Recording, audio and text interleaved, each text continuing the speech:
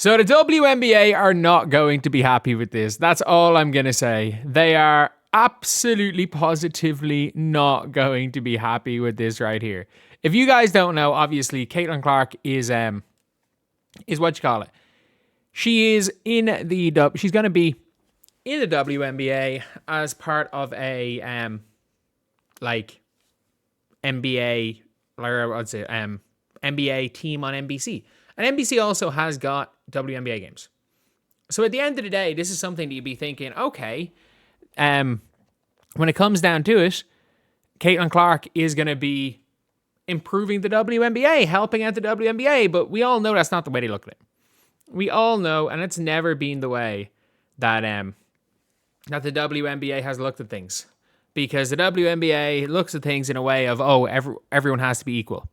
And this is what NBC have said. There is no more iconic figure in basketball, in women's game right now, or the game in general, about Caitlin Clark. In the game in general, that's all I gotta say is that that is not something that the WNBA will be happy with. We saw it. The WNBPA said that Alyssa Thomas was the reason why people are watching. And by the way, it's not even, people are like, oh, it was the finals about Alyssa Thomas. No. They literally said, it wasn't just the playoffs, but our regular season broke records as fans went to watch Alyssa Thomas. Like, that is a statement. That is a statement the WNBPA had put out. I have to say, that is a statement that they had put out to say that fans came to watch Alyssa Thomas instead of Caitlin Clark or Angel Reese. Even if you wanted to say Angel Reese, it is what it is.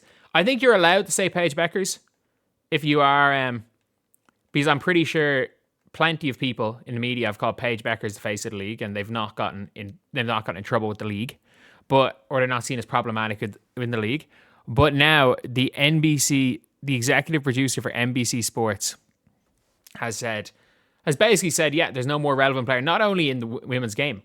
And this should be the biggest duh for the WNBA and the biggest W, that they have basically just said that a player in their league is now, in fact, the most iconic figure in basketball.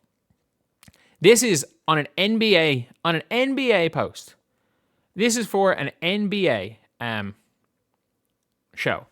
They have just stated that they believe that the most iconic player is Caitlin Clark. Men's or women's. I was about to say or otherwise, but in basketball, definitely there's, in terms of pro leagues, I don't think there's anyone in the debate that's not male or female. But at the end of the day, it's what you call it. It's an obvious statement, but they're not going to be happy. You just know it. Like, people are not going to be happy, basically, with, instead of where people should be happy being like, oh my God, people are actually saying that about a women's basketball player. We're now going to be at the stage where it's like, oh yeah, you've said it, you didn't say it about a you can't say about that women's basketball player. Now that's racist. Because saying Caitlin Clark is, the most relevant person in basketball, no, that's racist. Like, I haven't seen that much of it, to be fair. And to be fair, most of the backlash is nonsense accounts on Twitter. But at the end of the day, it's it is what it is. It's the same bullshit narrative that we've seen for weeks. For weeks. But, did I say weeks? I mean years. It's getting to the stage now where it's just been so long that I'm forgetting. Like, this narrative has been going on for weeks, months, years, and it's never going to stop. Caitlin Clark could win 10 rings and they're still going to complain about her not winning in high school. Like, I just mean it where it's like, these people, none of this is relevant to anything.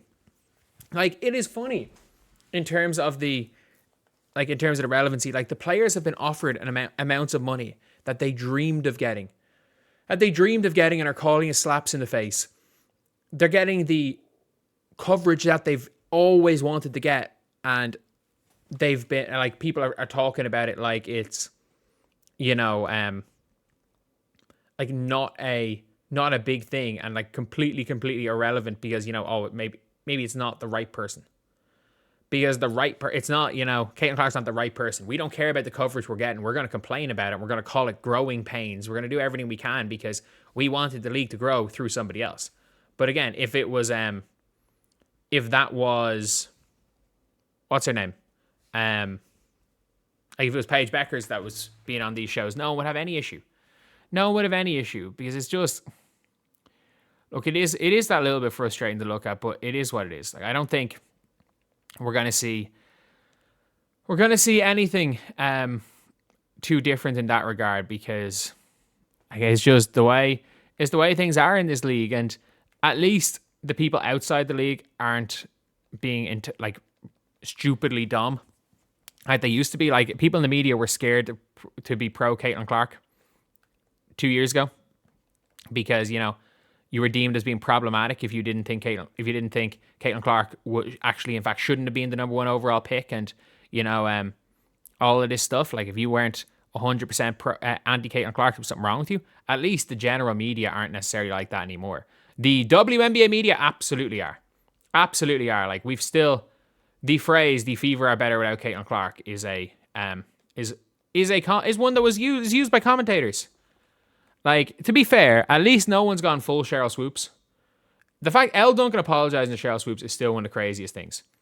So basically, Elle Duncan said that Cheryl Swoops said Katie Lou Samuelson was more important to the Fever than Caitlin Clark, and that's what Elle Duncan reported that Cheryl Swoops said. Cheryl Swoops did not say that. Cheryl Swoops, in fact, said that implied that Katie Lou Samuelson and Caitlin Clark were of equal importance to the Indiana Fever. Not more, of equal importance. And she didn't say it, she heavily implied it. But because a slight fact went wrong with that, because she got it slightly wrong, a slight misquote, Elle Duncan went on to say that everything she said, she wanted to apologize to Cheryl Swoops, and then said anyone going at Cheryl Swoops is actually, in fact, they're at fault, and that, Cheryl Swoops didn't say, like, basically Cheryl Swoops can do no wrong, when she slightly misquoted. She was a whole apology, and then went to bat for Cheryl Swoops, when the sentiment of why the Cheryl Swoops statement was crazy, it was true. That she was saying nonsense shit about Caitlin Clark. Like, but yeah, at least, the NBA and NBC, who are, covering the WNBA. And I do think that the likelihood of Caitlin Clark, if the WNBA season doesn't happen, I actually don't know what's going to happen if the WNBA season doesn't happen. I mean that. I don't know what they're going to do.